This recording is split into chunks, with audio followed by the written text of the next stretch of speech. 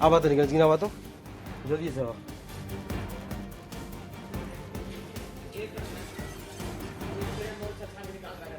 Sir आप यहाँ, ये हमारे सरहरी का चावल गोदाम है सोसाइटी वाला। यहाँ देखिए सर कितना कीड़ा रेंग रहा है और चावल में कीड़ा हो गया, सड़ गया है पूरा बोरा।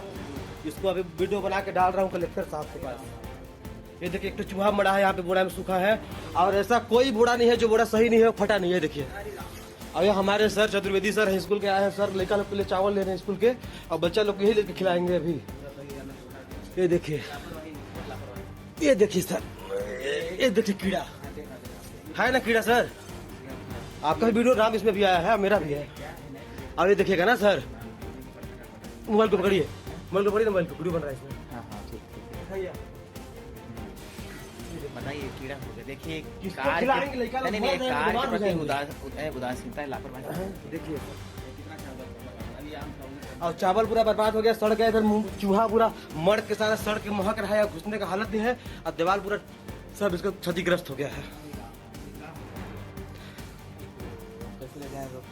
चावल इतना खराब है कि मिल में छटाने के बाद ही पूरा खराब हो जाएगा, पूरा सिंदा गया है चावल।